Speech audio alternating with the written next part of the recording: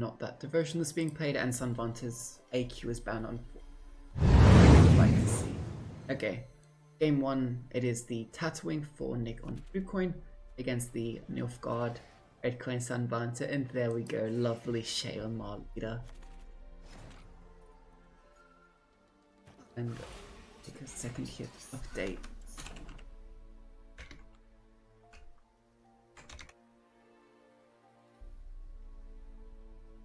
So it was Nick's Northern Realms band and Sanvanter. Okay. Early Night Wraith.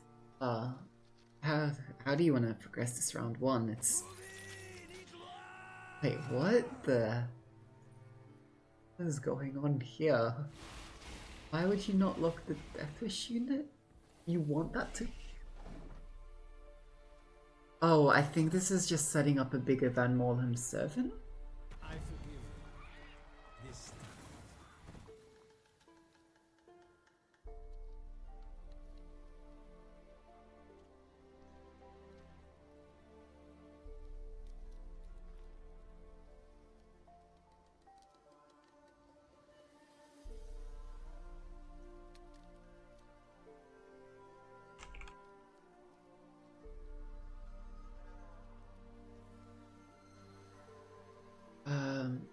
Yeah, I guess that is just servant.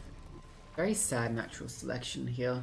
Like, these bronzes are not playing for good value for Nick here. Sanvanter could very easily try and play like decent gold and stay ahead. So the problem is like this remedy isn't amazing. Her and Servant are only playing for like a 6. I mean this Arrakis Nest kind of sucks, but the spontaneous evolution is still pretty decent.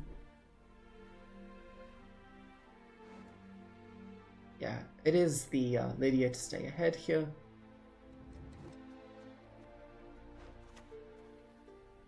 I guess it's probably just Wild Frost on front row for 4 turns. Yeah, you'll be hitting too many 1 power units otherwise. And if there is some kind of board buff like the Lara Dorn coming down, I think the round's basically over for Sanvanter then and there anyways.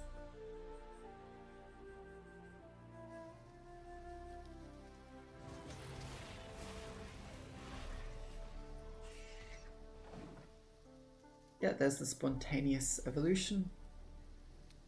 And then it looks like probably just one of these 6-point plays to get ahead. There is actually the scroll here for Sanvanter, which can be used to counter the Hive Mind. But yeah, we haven't seen the Hive Mind being played. The only way to actually tutor it is through this Naglfar, or actually Whisper's Tribute as well. It's actually 2 ways. What did you see? Oh, okay, now we see Vilgefortz coming down. It's a bit ironic, but you can struggle for top punish targets against this deck. And since you're running a Yennefer anyways to answer the Morvid, you may as well just use the Vilgefortz there on, say, a 9 unit, especially if it's going to keep you ahead. Just trying to force out a bit of maybe this Frost value and make the Lara Dorn a little bit awkward.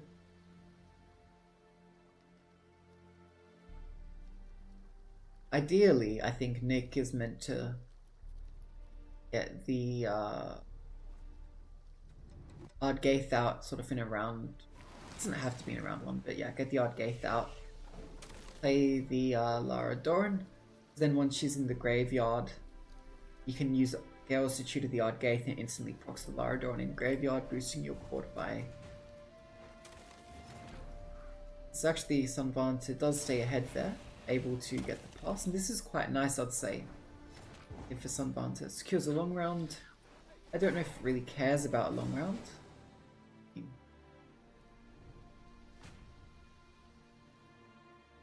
This is interesting.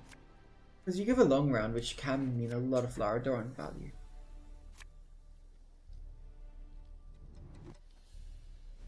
Is there really a way to sort of deal with the Lara Dorn?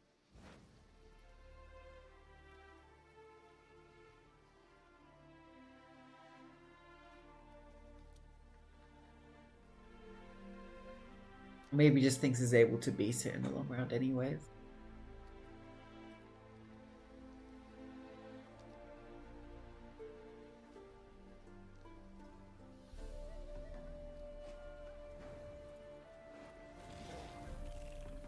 see, actually seen Hive Mind to start out a potential bleed here. And like the really good thing about Hive Mind is you can use spawn an engine immediately, and you basically force the opponent to use Skrill immediately, which means the engine can't be answered straight away. Morbid is at 10 right now. Not that shabby at all. Also, I just want to point out, Sanvanter's leader tends to suck in this matchup, basically. It's not good copying Tatterwing, it's not good copying Morbid because it'll be a 1 power based copy. So granted, I guess if you get the Decree, it's not bad. Naglfar, honestly not even that great since you have Henry. See the lot coming down. Angry Mob just killing off a drone, sure. And you actually see the leader here, so this could be Ardgaith. It's not bad, Ardgaith is alright. You also see Decree. What would you want to pull from a Decree? You could get an early false Seer if you're really scared, but I think that's a bit preemptive when you still have Sangreal in deck.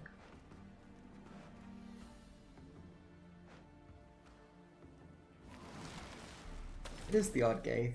Does get you ahead by the smallest margin.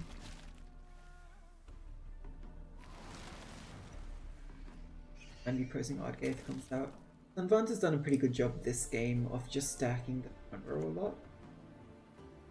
And that just gives less value over to the Ardgaith when it comes to damage.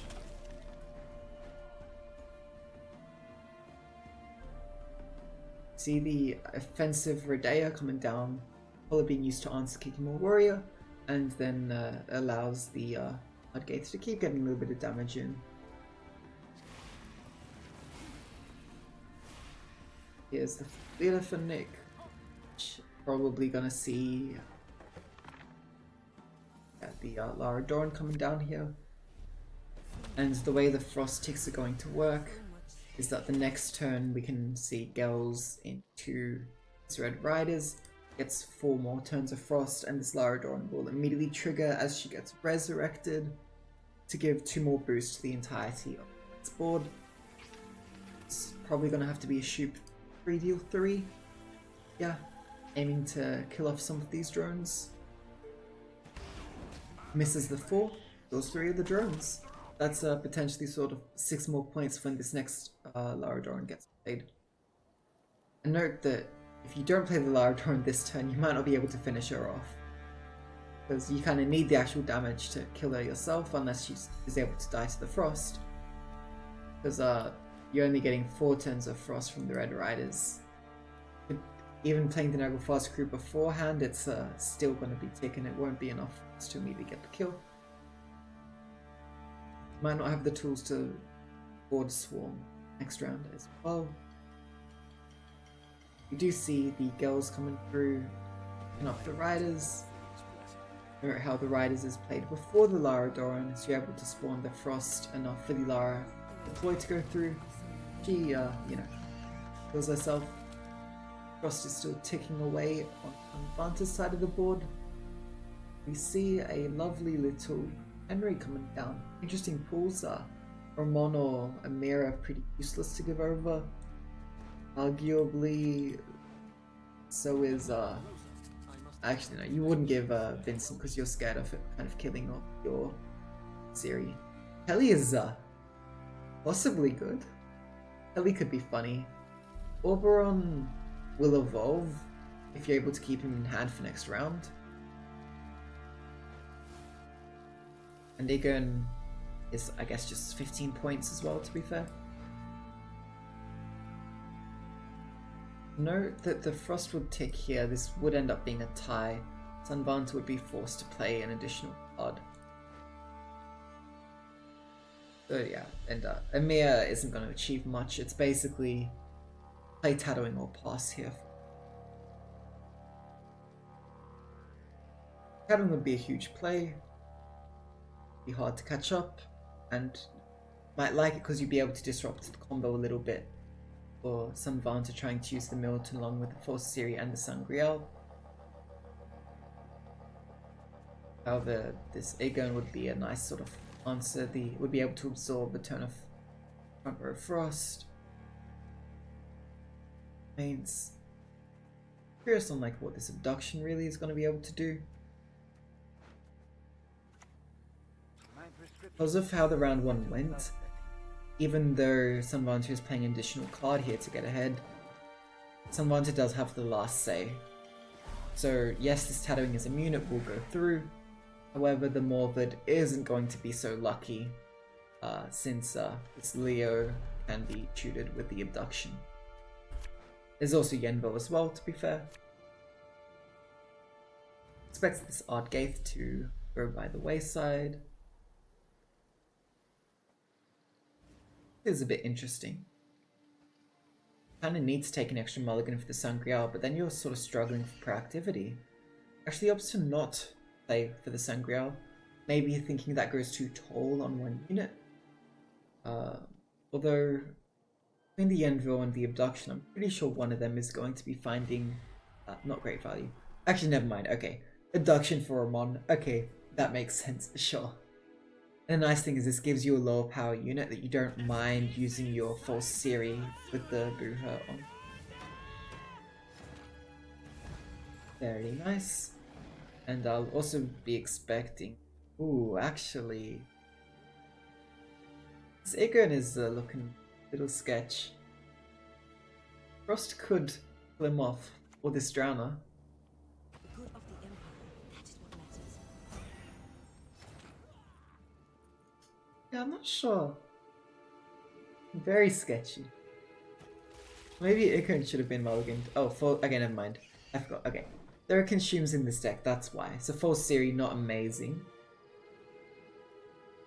Milton still is able to play as a 9 for 9. That's why we did Sangreal.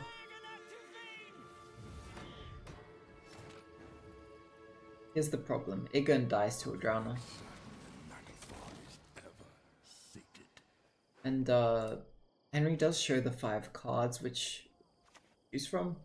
So Nick might have an inkling that Sanvanter did take this Aegon. Aegon has to be played next turn.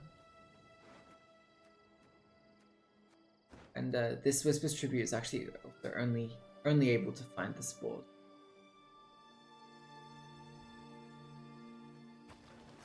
Oh, the Drowner being played means this Aegon is safe. Oh my gosh.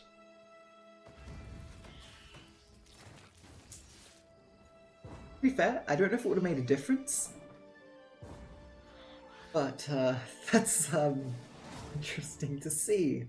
Alright. Okay. So I wasn't familiar enough with the Tatterwing deck. Yes, there is. Assume that is the answer for the series. Does go through, but still not enough points. The Morvid missing. Although without the last say, with that Yenvo in hand, I don't think it makes a huge difference. Congratulations to Sanvanter taking that game 1. And that Tatterwing might have to go back to the drawing board. Not sure how great Tatterwing is at doing art. Maybe unless that art is Blood in an Arena. But I wouldn't really count that.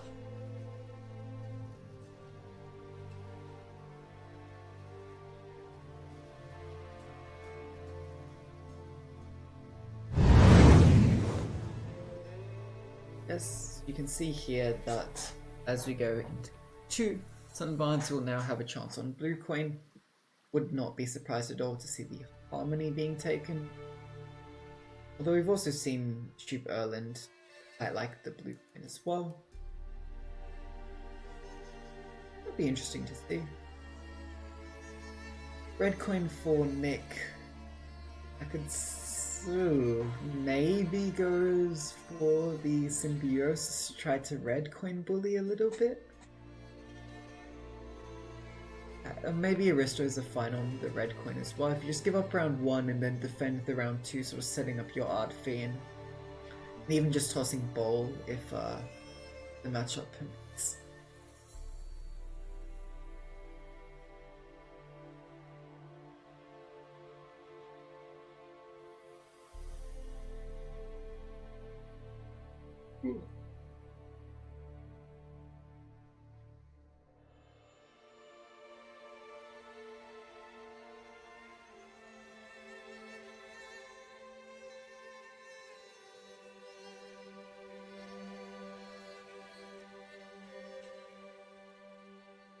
guess part of me wanted to ask chat, what do you think the players will be taking next game? But unless I want to see your responses in 20 minutes, there's probably not much point in asking that.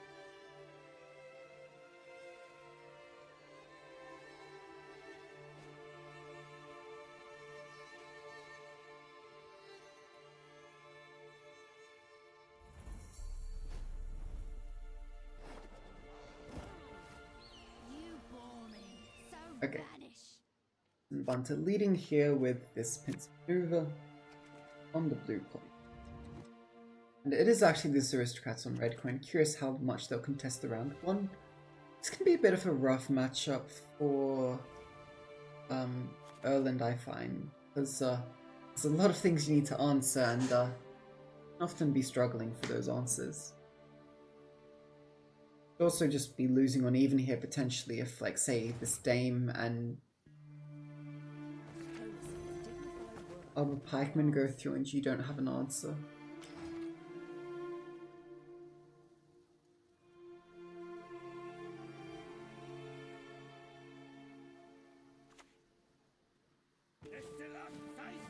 Sanvanter does have Rune Mage in hand, but no Mutual Generator means it might just need to be found this turn. But the problem is playing a Mutual Generator this turn does allow Nick to just develop an extra engine once you have a Dame as well as the flanking with the pikeman. That starts to look really scary.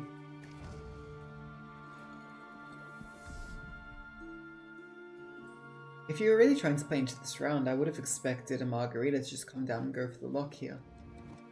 Or maybe thinks that it's possible to win the round against Pikeman Dame combo.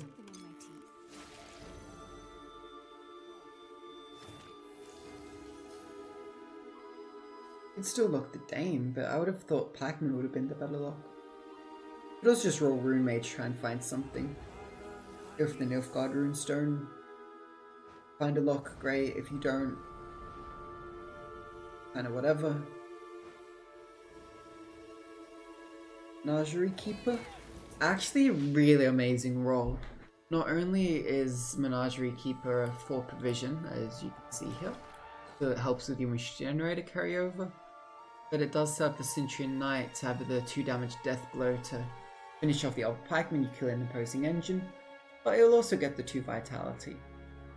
And then if you really needed the points, you could play a 4P on the front row to boost your 4Ps by 1 and trigger its Grace condition.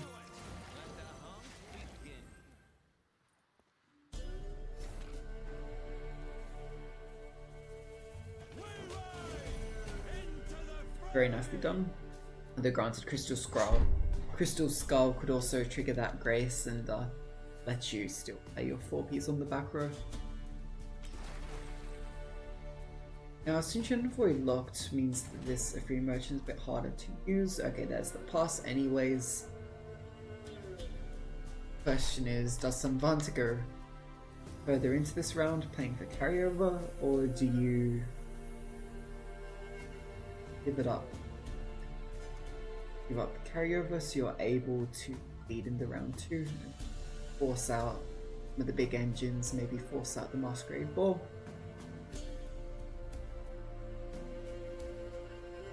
I mean, look, like, yes, you can use Shupe to deal with the Masquerade Ball directly using the Shupe Hunter to destroy it. However, the Dame still sticks around from the prologue, and that is a very scary engine in this kind of list.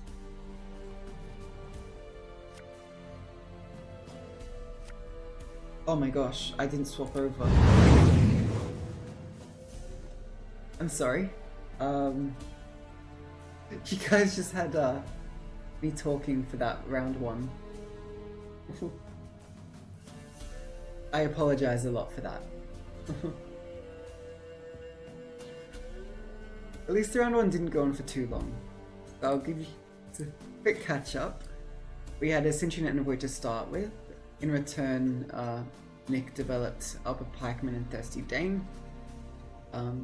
Respond to the Generator. Rune Mage got a bit of a high roll with the Menagerie Keeper combining with the Centurion Knight to kill off the Alpha Pikeman.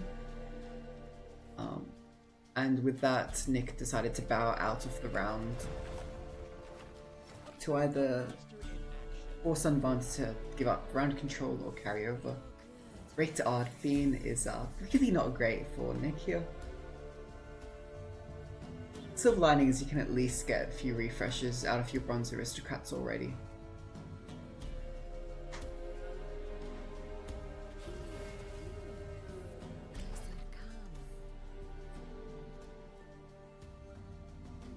Redea for the Ceremonial Dagger.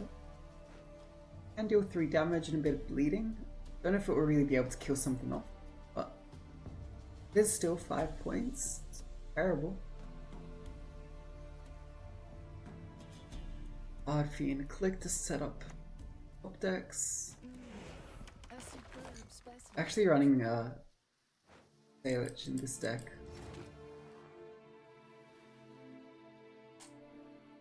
I hope we can trust you.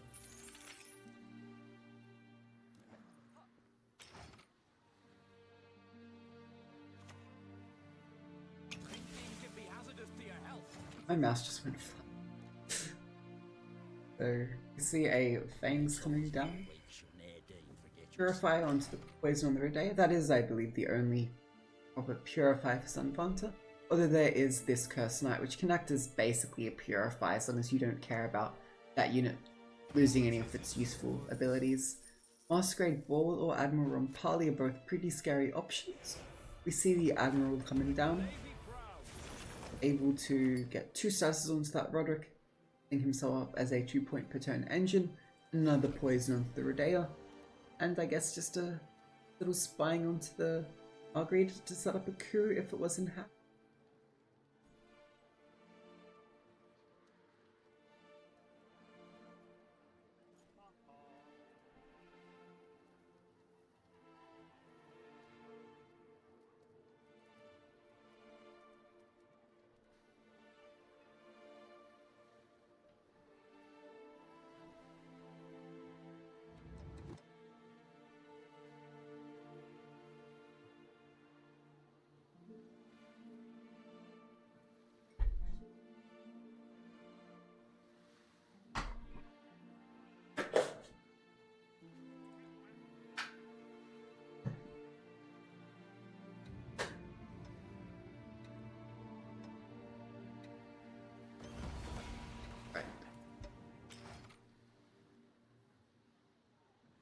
This is the phase 2 Temple coming down. Oh wait, Temple wasn't even played round 1.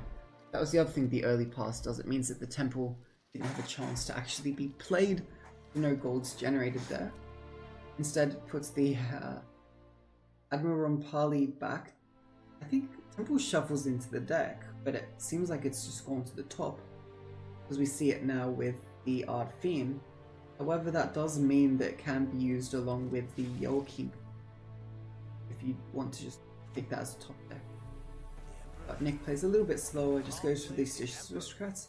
Actually put Admiral to the bottom of deck and puts the Alich down.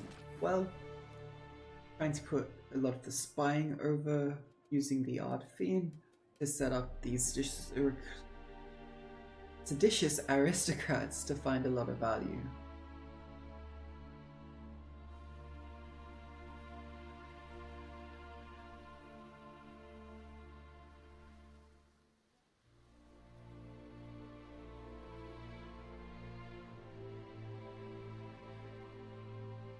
Sanvanter looks like a leader is being used. Okay, maybe just hovering over it, finally deciding to actually use it. Not showing us. I'm so very. Never mind, opts to just play this Iris.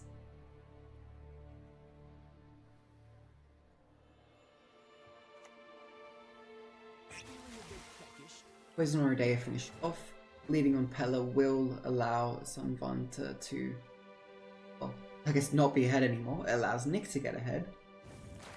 Although this stratagem can still be clicked and the Temple is able to pull back. No, not really. Pull back the lock.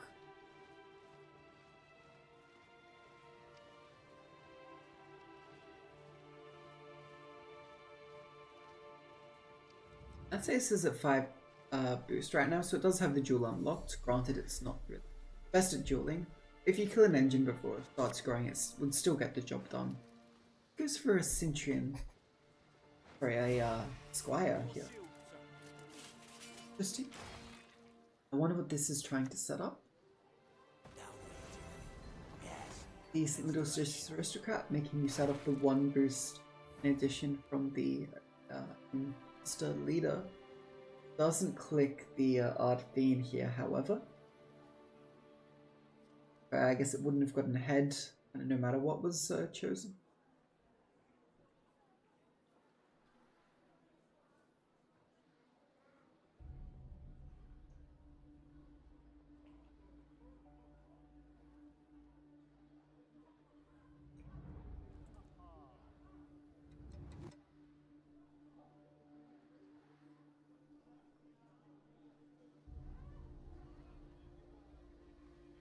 What's the go here? You play the Cursed Knight. Gets rid of the spy. That is a very good instant target here, I'd say. That would have refreshed the Ard Fiend. With the Ard Fiend finding some spying, that could allow Nick to get ahead once more. Yeah, 2 aristocrats. That ought to do the trick, I would think.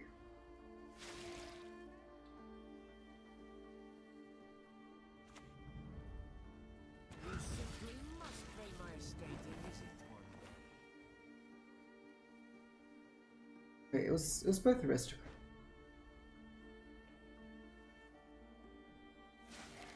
Okay.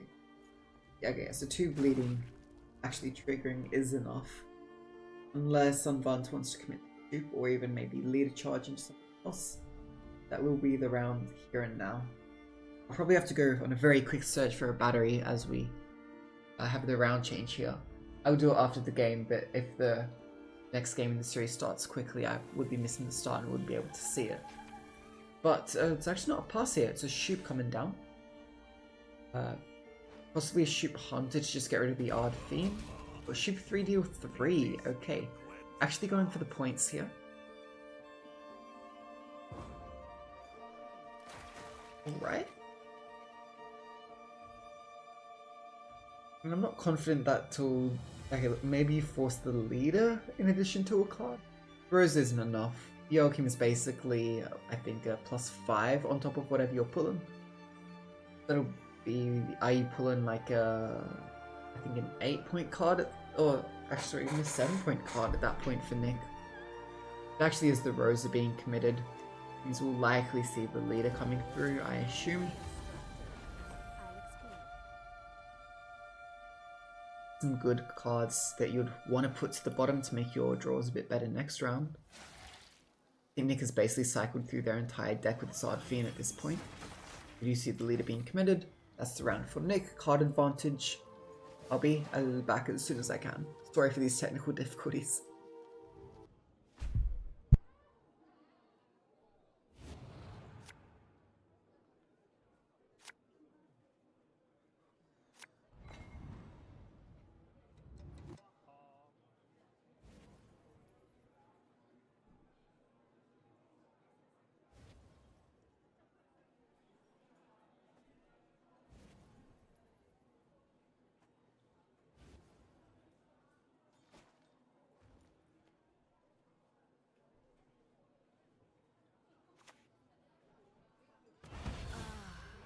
A taste of mortling, is it?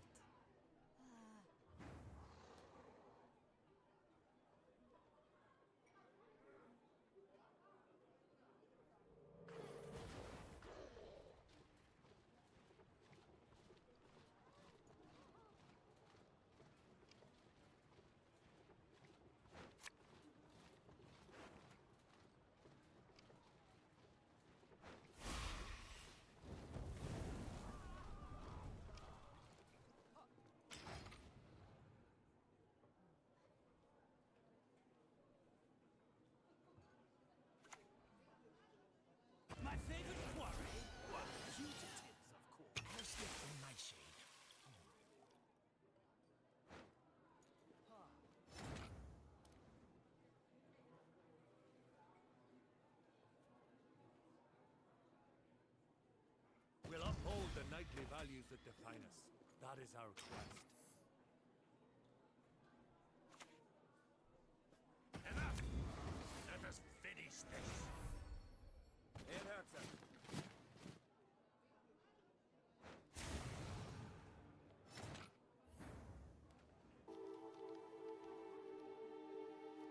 Alright, okay. Looks like we had a ball coming down as well as the Joachim. It's basically Erland up against the world, which is where this temple carryover might come in clutch here. This is Joachim. Draws into the Anse. It's going to be a pretty big final turn here for Sanvanter. A lot coming down all at once. Big Erland. Nice Anse finishing off the Philippe. Lock on the Arbor Pikeman. And okay, Q can proc the Joachim. Joachim himself doesn't trigger the ball, would need to find an aristocrat. Admiral Rompali, not bad. Does have a poison which can be followed up on with this Fangs of the Empire. That could have been the perfect pull needed. Set up there with the Ardfian, I suppose. 7-point poison onto the Anses. Will take Nick up to 41. But no engines, it might not be enough. You can click the Ardfian, but I don't think it's achieving that much.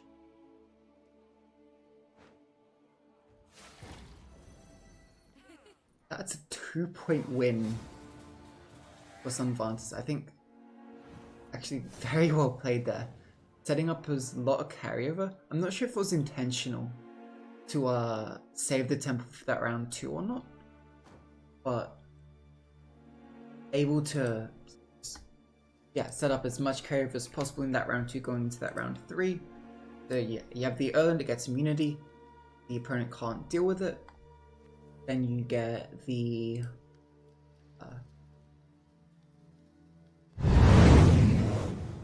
temple pulling out the lock, which doesn't actually really lock much value at that point. Well, actually, sorry, no, it does lock the Philippe, which I don't think it really would have done a whole lot at that point. It wouldn't have sort of secured an additional poison. A bit so with the boost in the deck, I guess the boost went into the oven anyways. So 6-point body, it's not the worst. And when it was a 2-point win, that 6-point body makes a difference. And then also the Anses, even at 5 power, it's still able to get a decent jewel. So I'll remember to swap back over to Gwent this time. Apologies for missing the previous round one. But here we see, have match point here for Sanvanter. Has the Harmony left. 2 red coins and 1 blue coin with the Harmony. Nick can queue whatever likes at whatever point here.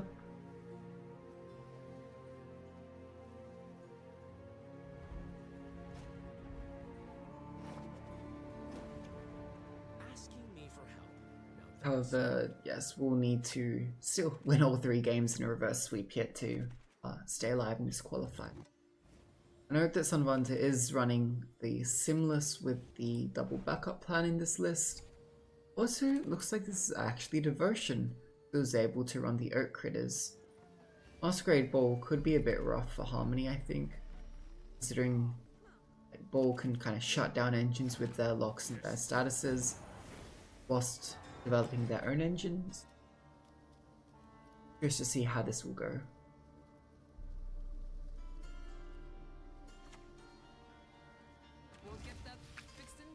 Immediate Pavko coming down. I think round control is important here, so that's why you see Pavko.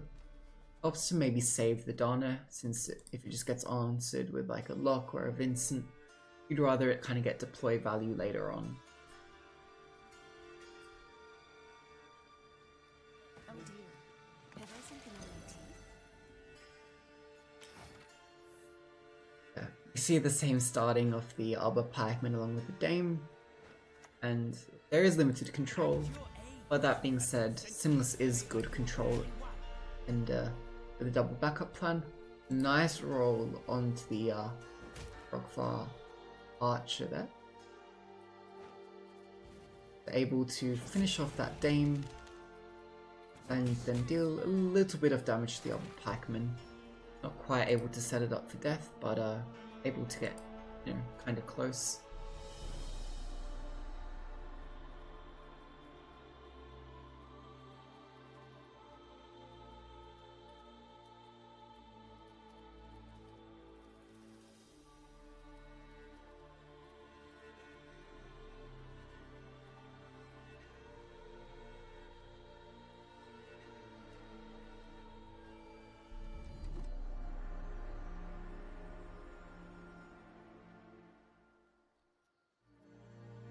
Yeah, I mean, that's two really big plays coming out from Sanvanter.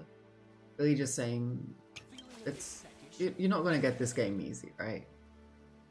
And the way it works here is that you very well could just see the Pavko combined with the Dryad Ranger. It's what I think you probably would want to do, just to kill off this Albert Pikeman. Because once this poison is secured, actually we know it can't be secured. So if it was, that would be quite a big swing. I guess Sanvanter maybe not respecting it, saying it's fine. I don't care if you want to put 2 more bleeding over. Finish this poison off. I'll just develop. I'm ahead by enough. I don't need to commit one of my poisons, one of my bigger answers.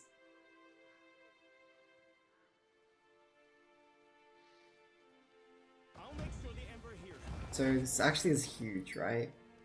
So to actually finish this poison, it has to be an Admiral on Pali.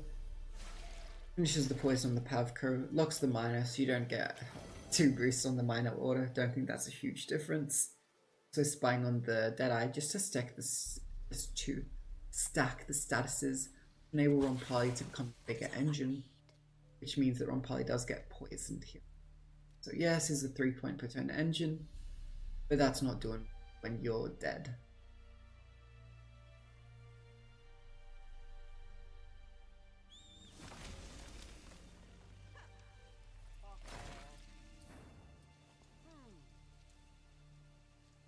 Curious leader there. I don't think it... oh wait, was it necessary to use it to get ahead? I guess so, because Admiral would have still boosted 3 points. The Odd Fiend starting to be clicked. Not amazing when the top decks are just 2 soldiers.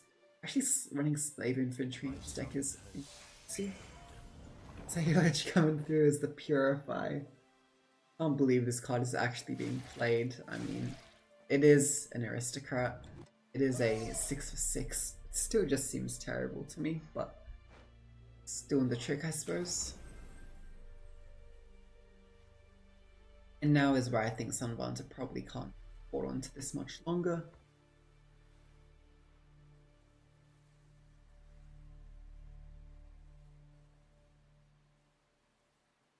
And actually, to be fair, there is Ciaran, which with that Purify gone, lock is quite potent. Brayhin exists. Tira's also there, could maybe do something. Maybe after some Dames got boosted up, could do a little bit of damage. Burn it all down.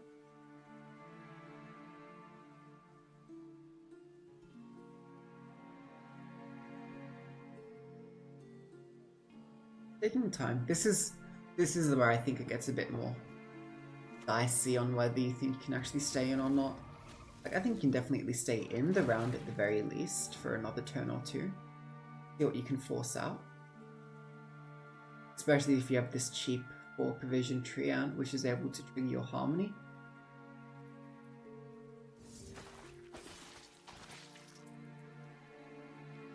It turns out it's also a good coup target. Also, since Nick is also Devotion. And with all this bleeding going over, it feels like we're in another Vampires game.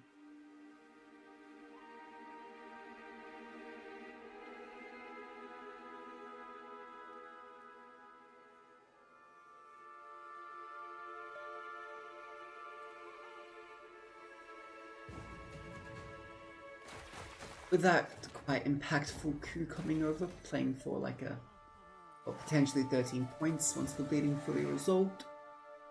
Quite big play, is able to secure the round win for Aristocrats, so in opposition to last game where the Aristocrats got bled like crazy, they were able to secure the round win in round 1. Now they have control over the game and the future lengths of the round. Bit of a difference though is that yes, the Art Fiend isn't bricked this time, but it is already on board. So if you want to drive past into long round 3, you have to accept you're not going to have the Odd Fiend there. Give you additional statuses and to potentially set up your Yoki.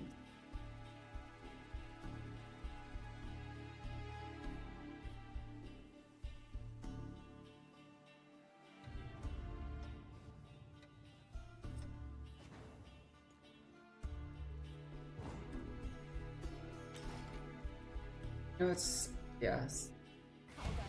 Okay.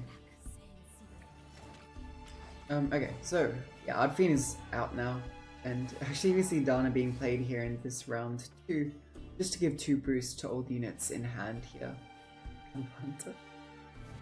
Feels a bit of a waste to me to use your 14 provisions just for that, but look, it is carryover, and carryover is good.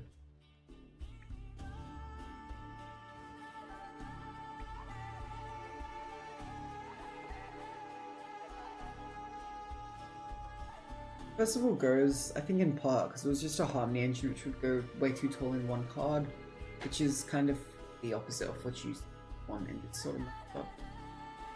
Interesting here is that both the Shrew and the Late Guardian are missing. There's 1 Call of the Forest in hand.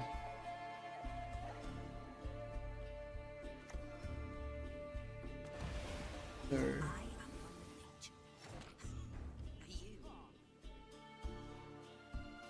look, I would expect the Shrew to probably be a bit more valuable. However, with this early scenario, it doesn't mean the Shrew is kind of automatically going up to 7 points. Immediate ball in response. These decks are both devotion, they can't answer scenarios. But yeah, this game has to be answered realistically. Question is, what's the best way to do so? Could just lock it right now.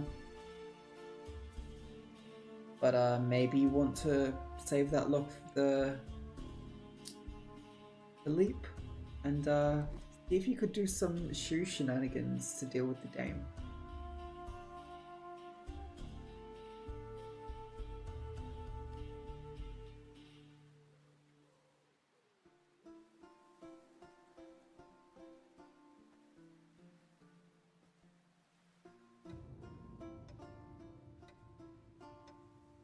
Long time to think here. Also, I guess there's no rush to kill the Dame, arguably. You can poison it later on. And I don't think there's any real way to deal with the poison for Nick, as the singular purifier is out.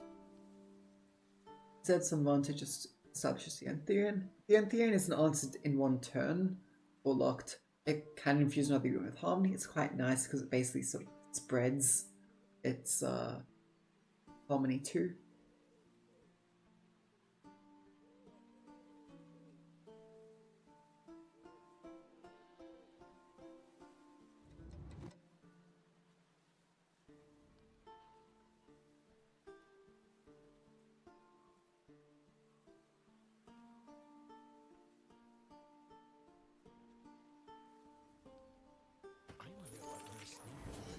Does actually just get locked, and then we see poisons coming through onto the Guardian.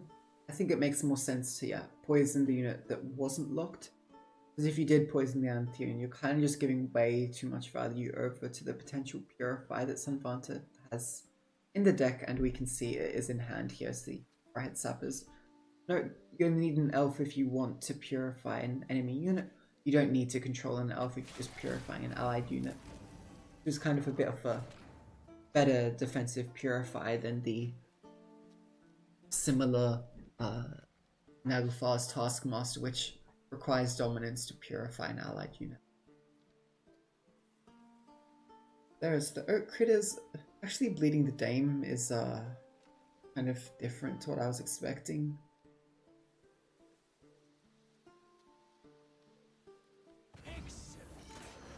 Here's the Philippe.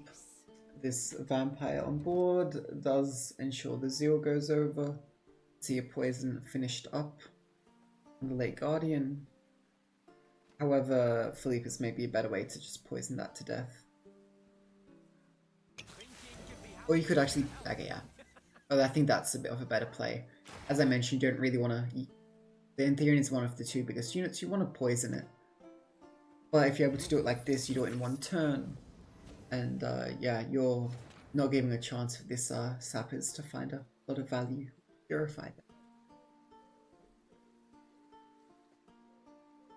The problem best solved discreetly.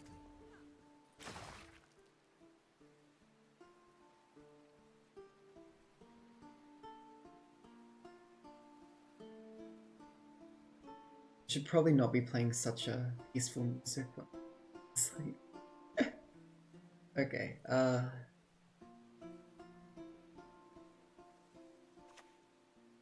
Zapper. Yeah, so there is the Purify coming onto the poison there. But it's like Guardian in and of itself, it's not really the most valuable unit, apart from the fact it is a 9-point body.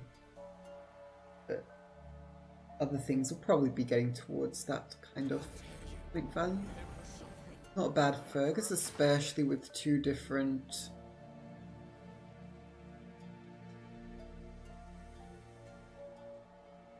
what you call it? Gosh. Two bronze engines. There's a Thirsty Dame and a Symbiosis. Now, as mentioned before, Shira's at 3 base power. He does have 3 tags on him. So the Mysteries of Lochfeen Chapter 1 will boost the Shiro up to 6. And then, because he's coming from Call the Forest, he would actually be on 7 power. That's not really great, I think. But maybe even a double leader could be viable. If that ensures that... Okay. That like he can kill a couple of things at 10. It would make the Brayhen a bit awkward, but... Here though, what you could do is you could play the Shiro, goes up to 7 by default, use an offensive leader on the Seditious Aristocrat, use a defensive leader on your Thearin, and then you get a nice burn onto 3 enemy units at 7 points.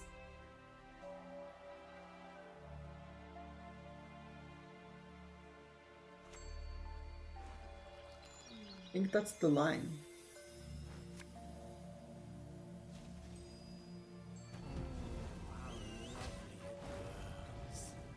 Actually a bit different. Decides I don't care if this Ciaran dies. I'll rather save my leader, I guess, to enable my Brayhen. Which, if you're expecting a Joachim, you know what, fair enough. Getting that guaranteed kill on whatever Joachim pulls is probably worth more than the 7 points. Arguably 10 points.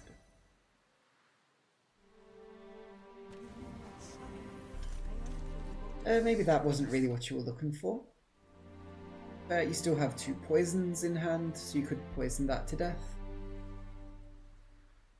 With no Odd Fiend, I don't think this Dame is really that much of a threat. Yeah, you probably just poison this 13 power Servant.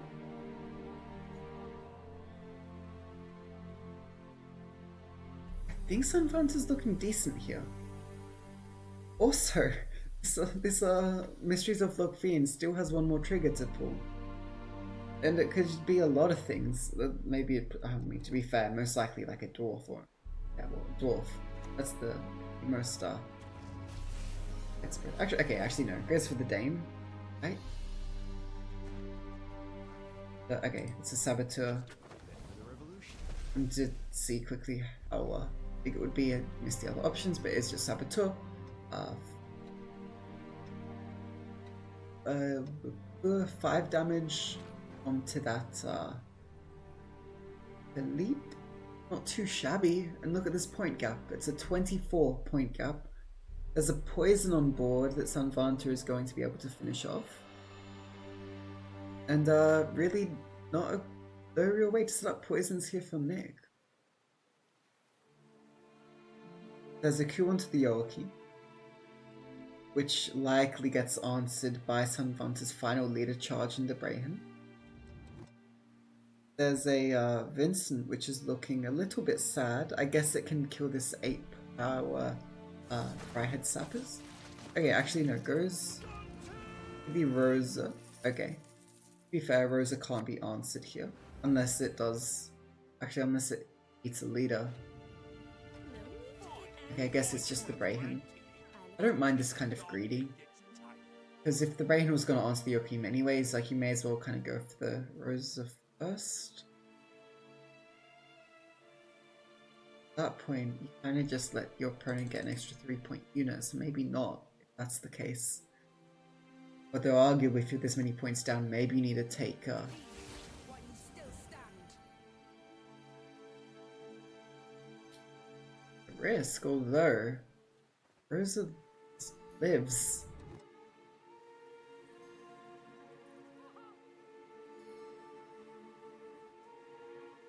Oh no, Brayhen has 3 units. There's only 1 unit on the front row. It's not cards. Okay, yeah, no, this Brayhen is not good. Suddenly, Nick might be in with a chance.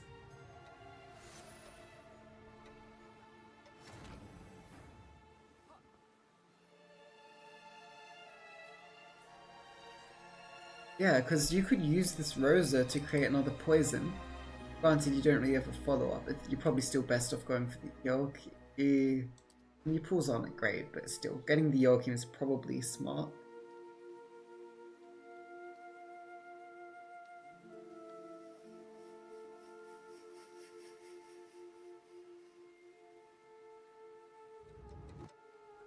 Vincent might just be playing as a glorified Vanime here. With the imposter leader used to set him up. Not bad, there is a lot of spying on the opposing side of the board. Some 18 points of seditious aristocrats coming down. Very big.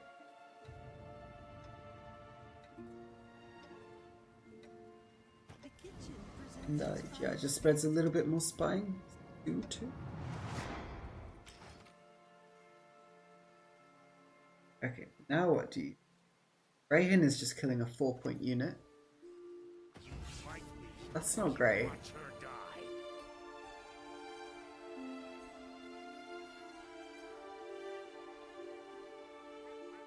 die. Look, yes, you could use a leader to move the Weeping Willow, but that would play very heavily into this Vincent. Although arguably, if you do the maths and you know you beat Vincent, then sure, by all means you can do that. Because you know, you can calculate what would be the biggest imposter leader and what Vincent is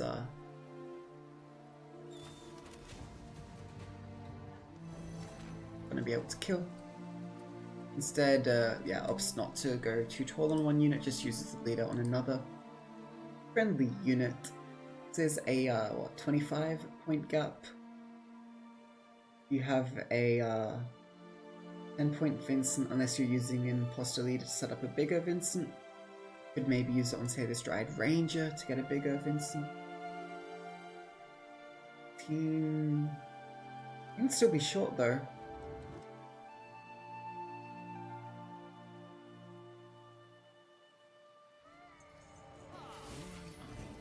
Unless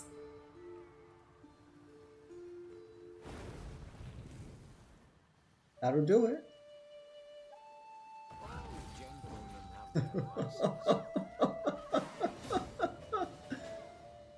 Okay, that was probably the one line that catches up there. Very well played there by Nick, able to snatch a victory from the jaws of absolute defeat and maintains his spot in this series. But the reverse sweep has begun. Clinches the win with the aristocrats against that harmony. Very, very close and interesting game there in that round 3.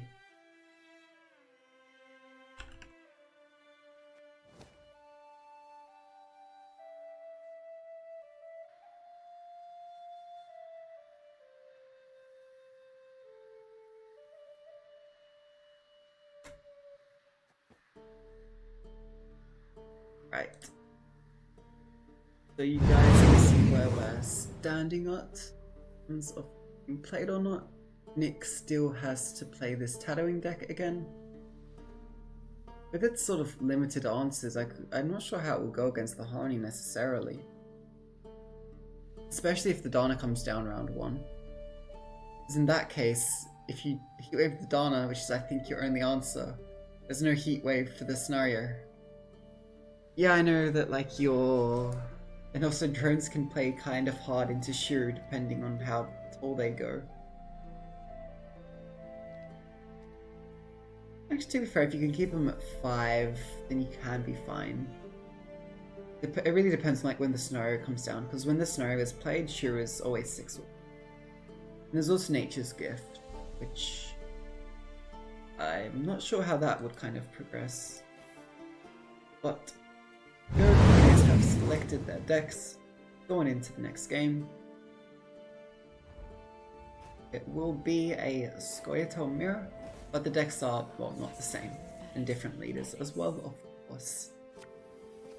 So on the south side is Sanvanter with the Harmony, on the north side, Nick with the Harmony, and I just realized that kind of alliterates. That's not on purpose.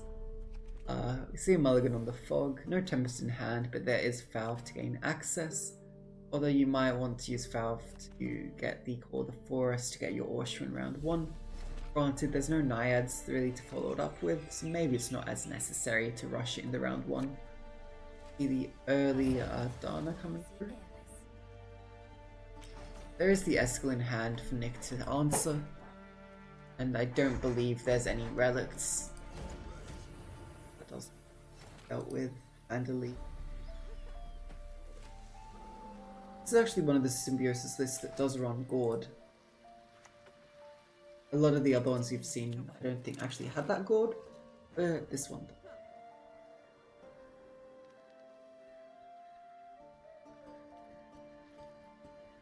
It's going to be a bit of a cat and mouse game with these poisons and these dried caresses.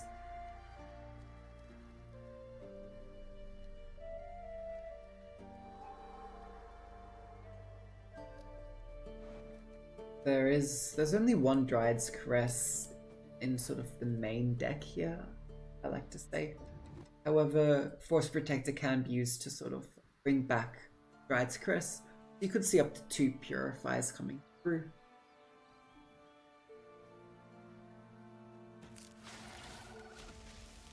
Leading is actually I actually like this play a lot.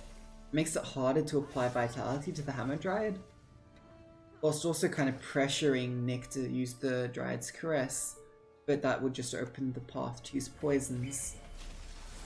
So, we could see a pretty low commitment poison here with the Force Whisperer, which it would force an immediate Force Protector into Dryad's Caress if Nick wants to protect that Hammer Dryad.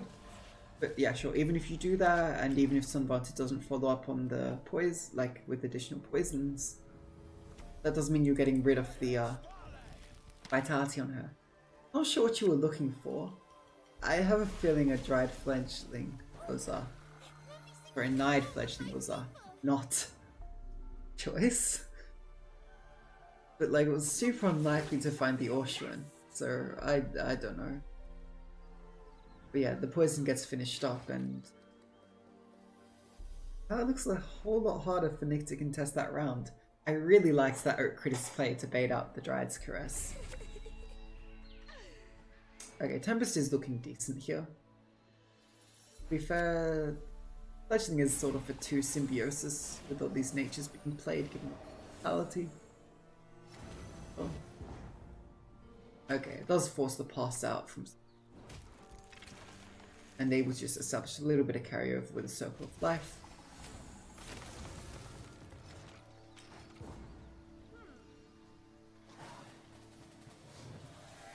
Okay.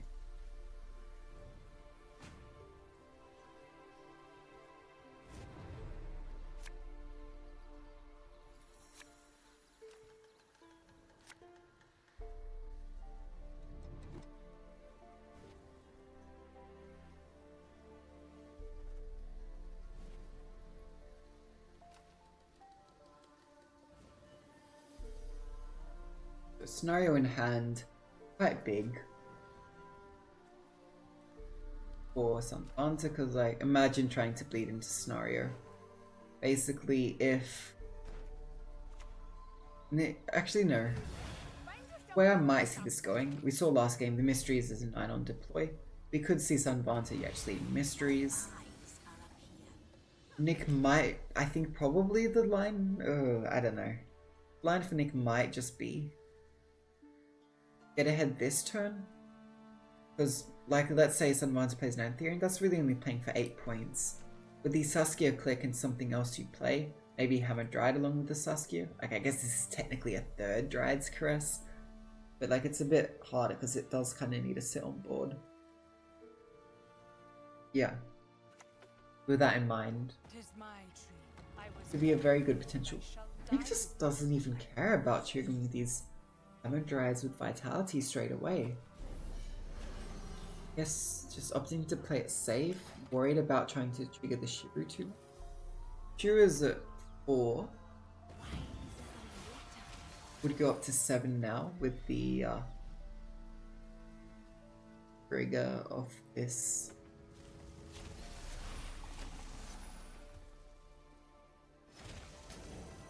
Mario. Ocean coming down is obviously quite huge.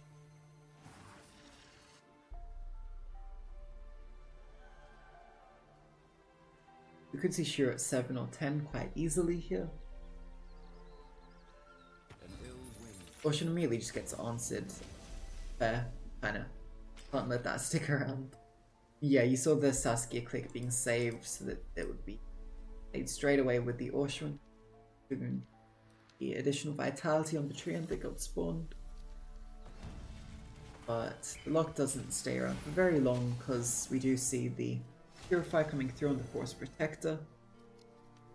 I mean, yeah, you're replaying a full provision card, but Purify in the right situation can be so impactful, and you're seeing it here. It is quite huge.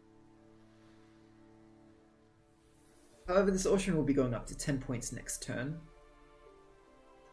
And I wouldn't mind actually seeing an Oak Critters coming down. Use Oak Critters on the Hammer Dryad, she goes down to 10. Suddenly you're kind of lining up a few 10-point units here.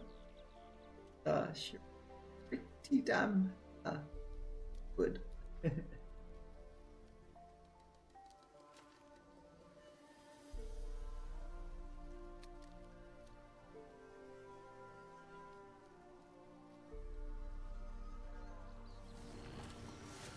Yes, you do see the additional leader then being used to boost that Hammer Dryad up.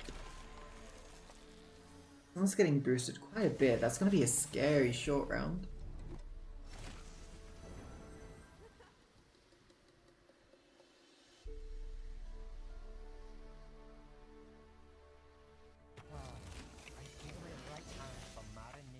See what gets pulled here. Let's go this shit. I don't think you could have asked for anything better than that. Okay, so looks like the jig is up, the Hammer Dryad gets to live. However, the alternative is a 7-power Shiru on Treant, potentially Oshun, Treant.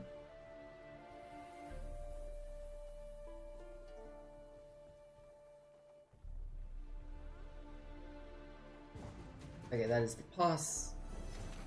I think you do need the Shiru here to catch up. I don't think Chameleon would.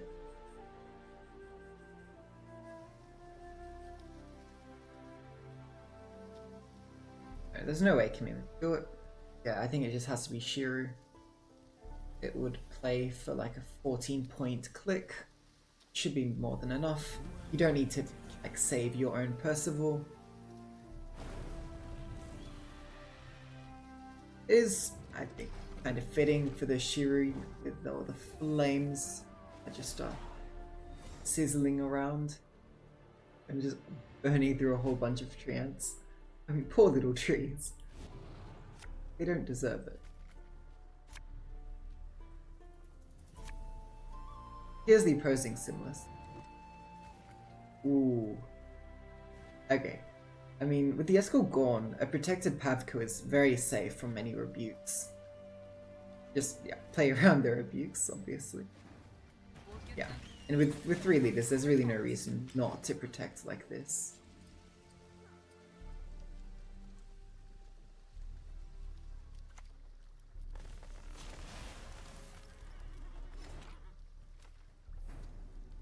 You just use 2 more leaders here? I don't think you do.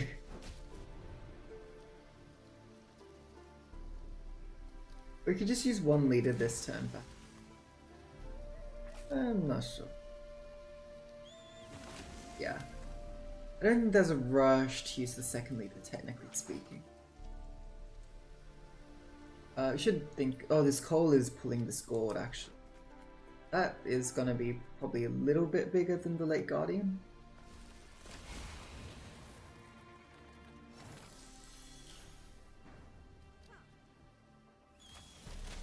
Yeah, but the thing is, in these early cards in this round, Sanvanter is able to trade off quite a bit, so Nick will have the better finishes. Sanvanter is by far having the better kind of early cards here. Now, I guess you tried... Yeah, also with everything dying, this Pond Keeper isn't able to infuse any unit with Symbiosis.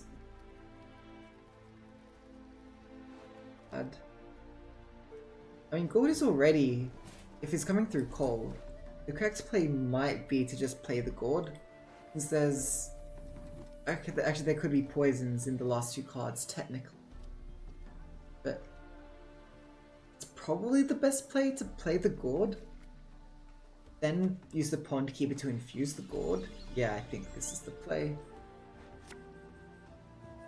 Oh wait, oops, not for the Gourd. Oh, tries to set this up for the Symbiosis, but this is just going to die. That could very well be the wrong decision here for Nick. Yeah, I guess Riot Brigade seems decent here. It's kind of suck. I guess the... Actually, Neophyte isn't too bad with the Symbiosis here. Okay, there's finally a Wandering Treant surviving. If it will die next turn if you try to infuse it with the Pond Keeper, so it's really not that great. Although the Spring Equinoxes are 10 points, Symbiosis is kind of good.